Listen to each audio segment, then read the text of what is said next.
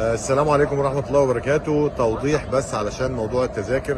أولا وقبل أي حاجة خالص، المشكلة الحقيقية اللي أنا بواجهها هي قلة الشغف والحماس عند الجماهير المصرية.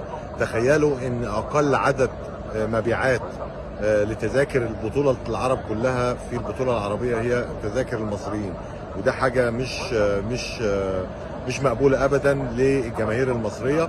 فالجماهير فقد الشغف بشكل كبير جدا، والاسباب كتير يعلمها الجميع. النقطه الثانيه فيما يتعلق بالتذاكر، مفيش حاجه اسمها تذاكر مجانيه.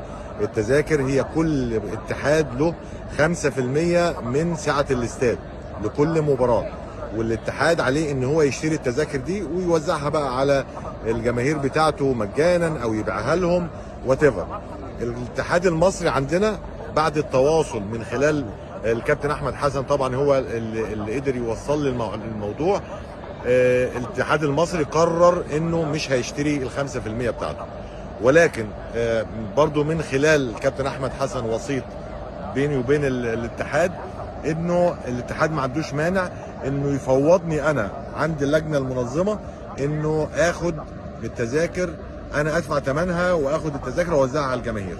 طبعا قلت لهم انا مش هقدر اخد كل التذاكر بالعدد ده كله واوزعها على الجماهير، فانا اخدت او طلبت عدد محدود جدا من التذاكر لقاده الجماهير اللي هيدخلوا بكره المدرجات علشان يشجعوا المنتخب.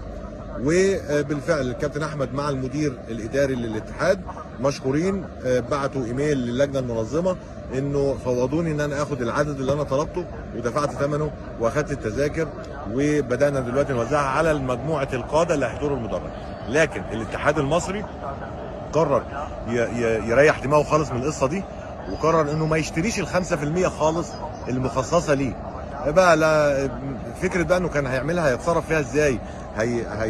هيبيعها للجمهور او هيخلي شركات توزعها على الجمهور، شركات رعاه مثلا او اي حاجه او رجال اعمال، ما اعرفش، انا ماليش في التفاصيل دي. بس الاتحاد المصري قرر ان هو يريح دماغه من القصه دي تماما. حضر الجمهور حضر، ما حضرش مش فارق معاه. وفي المقابل احنا بنعاني علشان نحمس الناس ونخليهم يرجع لهم شغف دعم الفرقه.